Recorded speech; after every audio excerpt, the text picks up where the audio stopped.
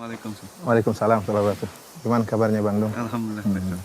Ustaz, Ana mau tanya sedikit, Ustaz. Bukankah orang yang ikhlas itu, Ustaz, adalah orang yang berbahagia hidupnya? Iya, benar. Lalu, apakah bisa kita katakan sebalik, Ustaz, orang yang riya itu dikatakan dia menderita gitu, Ustaz? Iya benar, orang yang ria adalah orang yang menderita. Adapun orang yang ikhlas adalah orang yang berbahagia. Kenapa? Karena orang yang ikhlas, perhatian dia adalah bagaimana penilaian Allah terhadap dia. Dan tatkala dia berbuat amal soleh dan dia tahu Allah mengetahui amalannya, sudah cukup bagi dia. Allah mengetahui, dia akan bahagia. Berbeda dengan orang yang ria, dia sibuk dengan memperhatikan komentar orang lain. Oleh karena di antara definisi ikhlas yang disebutkan oleh para ulama adalah nisyanu ru'yatil khalq bidawamin nazar ilal khaliq. Yaitu seorang melupakan pandangan manusia, melupakan komentar manusia. Kenapa? Karena dia senantiasa sibuk ingin mengetahui bagaimana komentar Allah tentang dirinya.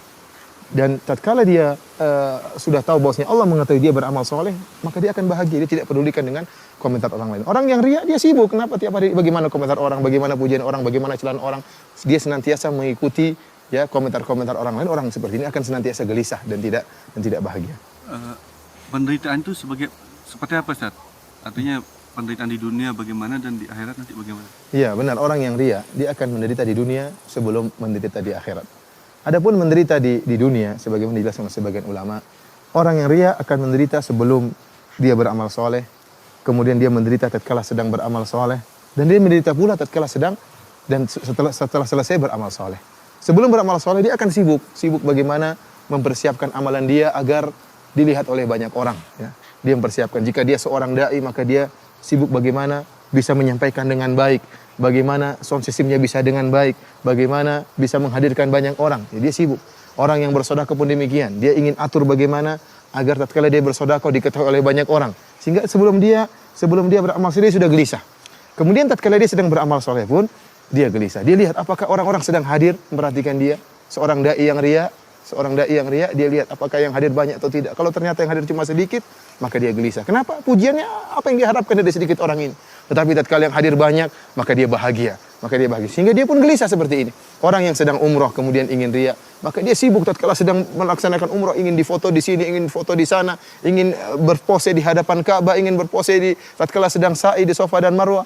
Ya, demikian juga orang sedang berhajian, sedang ingin berpose di padang Arafah, sedang bergaya berdoa di foto. Dia sibuk tatkala sedang beramal soleh dan dia gelisah. Allah berikan dia kegelisahan. Terlebih lagi tatkala selesai dia beramal soleh. Kenapa? Dia menantikan pujian orang. Kapan dia dipuji? Dia sudah berusaha dan dia sudah berkorban. Yang berdakwah dia sudah sibuk menyiapkan materi, dia sudah berceramah dengan letihnya, dia sudah berjalan ke tempat yang jauh, yang dermawan, dia sudah mengorbankan uangnya, sudah menyumbangkan uangnya. Sekarang tinggal tunggu tujuan dia itu kapan dia dipuji. Jika tidak ada yang muji dia, maka dia sangat menderita. Kenapa tujuan dia tidak tercapai? Kemudian jika ada yang muji dia pun belum tentu dia bahagia. Kenapa? Terkadang seorang muji dia tidak sesuai dengan harapan dia. Ya, tatkala dia beri sumbangan kepada seorang yang miskin. Orang yang miskin ini tidak pandai memuji. Dia mengatakan, "Terima kasih, Pak." Bagi dia pujian terima kasih ini kurang. Seharusnya orang miskin tadi mengatakan, "Terima kasih, Pak. Sungguhnya ini adalah bantuan yang paling besar. Kalau tidak ada bantuan ini saya akan meninggal dunia, Pak." Dia ingin seperti itu, dipuji diangkat setinggi langit. Tapi ternyata orang yang dibantu tidak pandai memuji, maka dia pun gelisah. Dia sedih ternyata pujiannya seperti itu. Ya, oleh karenanya sebagian ulama menyebutkan kisah tentang seorang yang sedang sholat. Ya, seorang sedang sholat, kemudian tatkala dia sedang sholat, ada dua orang di sampingnya sedang ngobrol-ngobrol. Kemudian yang satu mengatakan kepada yang lain, "Lihatlah orang yang sedang sholat itu, orang ini rajin sholat." Rupanya orang yang sedang sholat ini, dia juga sedang berpuasa dan dia mendengar pujian mereka. Tatkala dia tahu pujiannya masih kurang, ada dia sedang berpuasa, mereka tidak tahu, maka dia pun mengatakan membatalkan sholat. Dia mengatakan, "Saya juga sedang berpuasa." Agar mereka tahu bahwasanya dia bukan cuma sedang sholat, tapi dia juga sedang berpuasa. Kenapa? Dia tidak puas dengan pujian yang tidak sesuai dengan dia harapkan. Oleh karenanya orang seperti ini gelisah. Kemudian tatkala dia dipuji pun sesuai dengan yang dia harapkan, dia akan gelisah lagi. Kenapa? Dia berharap pujian tersebut berkesinambungan. Dan kita tahu namanya orang tidak mungkin muji terus-menerus.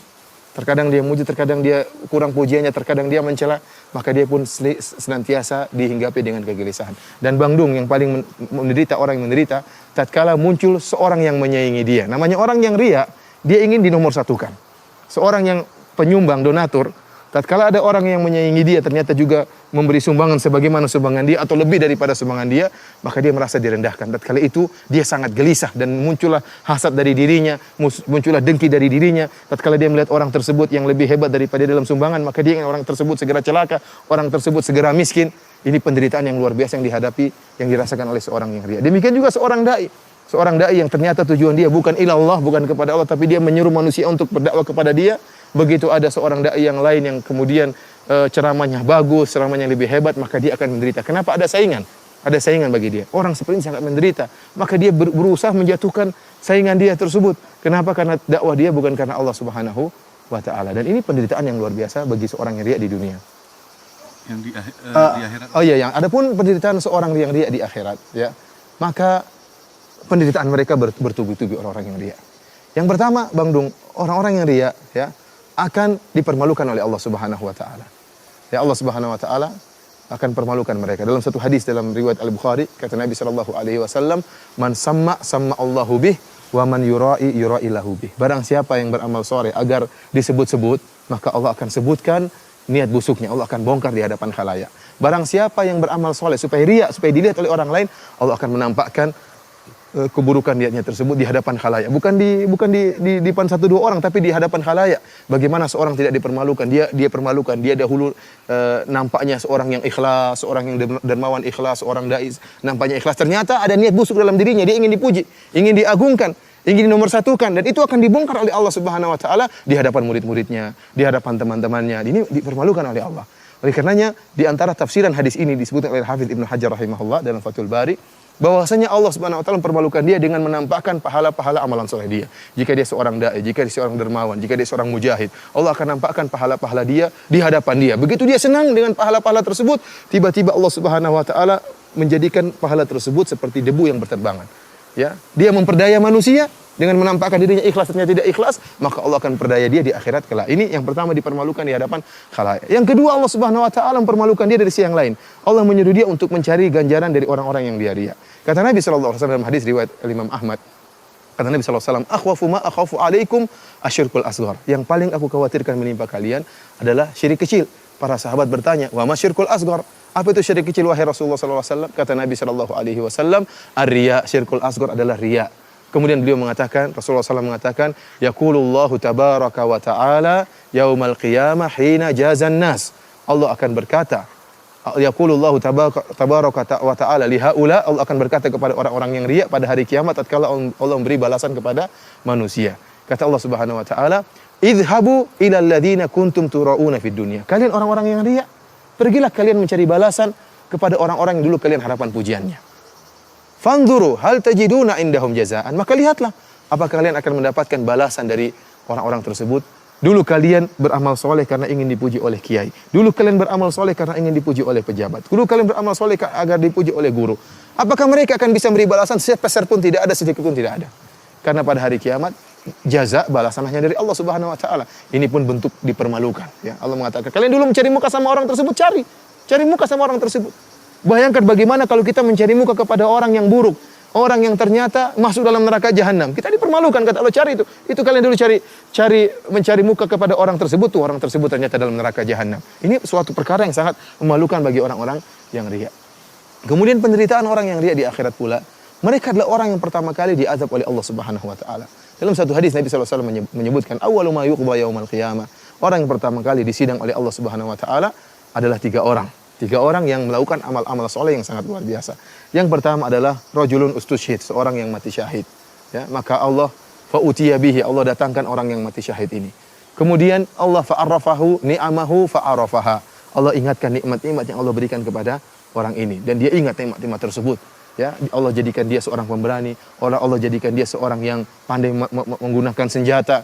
Ya, maka Allah bertanya, "Wa ma amilta fiha?" Apa yang kau lakukan dengan nikmat-nikmat tersebut? Kata dia, "Qataltu fika hatta stusyhid." Ya Allah, aku berperang ya karena engkau sampai aku meninggal dunia.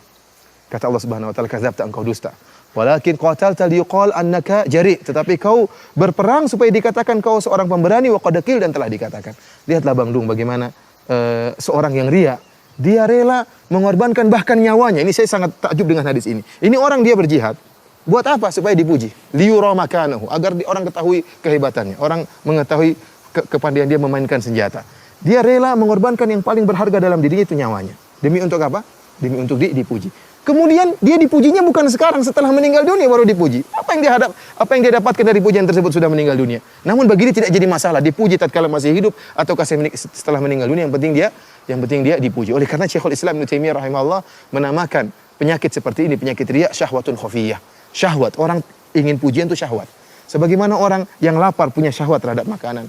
Seorang laki punya syahwat terhadap wanita yang cantik. Orang yang riya juga punya syahwat ingin dipuji. Maka dia mengorbankan segala sesuatu, yang penting dia memuaskan syahwatnya tadi. Yang penting dia dipuji. Seorang mujahid bahkan mengorbankan nyawanya. Ya. Orang yang dermawan mengorbankan hartanya. Yang penting apa? Dipuji. Maka orang yang mujahid tersebut kata Allah, kadzabta, engkau dusta, tetapi engkau berperang supaya dikatakan engkau pemberani, wa qad qil, dan telah dikatakan. Keinginanmu untuk dipanggil sebagai pemberani dikabulkan oleh Allah Subhanahu wa taala di dunia. Ini juga dalil bahwasanya pujian orang, tunduknya orang kepada kita, sanjungan orang kepada kita bukan dalil bahwasanya kita selamat. Bisa jadi kita diazab oleh Allah Subhanahu wa taala. Ini yang pertama.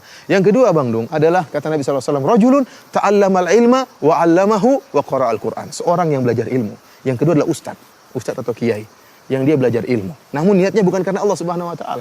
Bayangkan seorang untuk menjadi ustaz, luar biasa pengorbanan. Dia harus belajar, harus bangun malam, kemudian harus menghafal Al-Quran, harus menghafal hadis-hadis Nabi SAW, harus menghabiskan waktu banyak untuk membaca buku-buku para ulama, kemudian dia kemas dalam suatu ceramah yang indah. Ternyata niatnya bukan karena Allah Subhanahu Wa Taala supaya ingin dipuji. Ya, dia bukan menyeru kepada Allah, tapi menyeru kepada dirinya. Ya, buktinya kalau ada orang dai yang lebih bagus atau dai yang menjadi saingan dia, maka dia pun benci. Kenapa orang-orang mulai pergi ke dai yang lain? Seharusnya dia bahagia kalau ada dai yang lain. Karena tugas dia berkurang. Seharusnya dia berdakwah 1000 orang, ternyata 500 orang pergi ke dai yang lain. Namun karena dia niatnya bukan karena Allah, tapi karena dakwah kepada dirinya, maka dia akan menderita. Orang seperti ini, ya dia belajar ilmu. Ya, kemudian Allah ingatkan tentang nikmat-nikmat yang Allah berikan kepada dia. Mungkin suaranya yang indah dalam baca Al-Quran. Kemudian kecerdasannya, kekuatan hafalannya. Maka Allah bertanya, wa ma amilta fiha? Apa yang kau lakukan dengan nikmat yang aku berikan kepada engkau? Kata dia, ta'allamtul ilma wa qara'tu fikal Qur'an. Aku belajar ilmu ya Allah, dan aku baca Al-Quran karena engkau ya Allah. Kata Allah, kadzabta, engkau dusta, tetapi engkau mengajarkan Al-Quran liqal annaka qari, supaya dikatakan engkau adalah ahli baca Quran, wa qad qil, dan telah dikatakan. Tsumma umira bihi fasuhiba ala wajhi hatta ulqiya finnar. Maka Allah merintahkan para malaikat untuk menggeret orang ini di atas wajahnya, kemudian dilemparkan dalam neraka jahanam. Ini yang kedua. Yang ketiga, Bang Dung, yang disiksa pertama kali pada hari kiamat adalah seorang yang dermawan. Kita tahu dermawan adalah ibadah yang sangat mulia, membantu orang lain. Maka rajulun, kata Nabi SAW, rajulun atahullahu min asnafil mali kullihi. Seorang yang Allah berikan segala bentuk jenis harta pada dia. Sawah ladang dia punya, tanah banyak dia punya, rumah mewah dia punya, istana dia punya, mobil mewah dia punya. Allah bertanya, wa ma'amilta fiha? Apa yang kau lakukan dengan nikmat-nikmat tersebut? Kata dia, ma min sabilin tuhibbu an yunfaqa fiha illa anfaqtu fiha. Ya Allah, tidak ada satu jalan kebaikan yang kau suka aku berinfak di jalan tersebut, kecuali aku akan infakkan. Artinya apa, Bang Dung? Ada anak yatim yang minta, saya bantu. Ada orang ingin bangun pondok, saya bantu. Ada orang ingin bangun masjid, saya bantu. Ya Allah, orang ingin dakwah, saya bantu. Semua jalan kebaikan saya bantu. Karena engkau ya Allah. Kata Allah, kadzabta, engkau dusta, tetapi engkau melakukannya liuqal annaka jawad, tetapi engkau melakukannya supaya dikatakan engkau dermawan, wa qad qil, dan telah dikatakan. Niatmu untuk dikatakan sebagai dermawan dikabulkan oleh Allah. Kau dapat bagian di dunia, tapi di akhirat tidak dapat apa-apa. Maka Allah merintahkan malaikat untuk melemparkan orang ini dalam neraka jahanam. Oleh karenanya, Bang Dung, orang yang riya, dia adalah orang yang mencelakakan dirinya sendiri. Dia menderita di dunia, terlebih-lebih lagi menderita di akhirat. Tidak ada jalan keluar dari hal ini kecuali seorang melatih dirinya untuk ikhlas kepada Allah Subhanahu wa taala, menjadikan pahala atau amalan dia semata-mata hanya karena Allah Subhanahu wa taala. Jazakallahu khairan, karena sudah paham apa yang antum sampaikan. Ya, semoga Allah Subhanahu wa taala menjauhkan kita dari penyakit riya dan menjadikan kita orang-orang yang ikhlas. Assalamualaikum warahmatullahi wabarakatuh.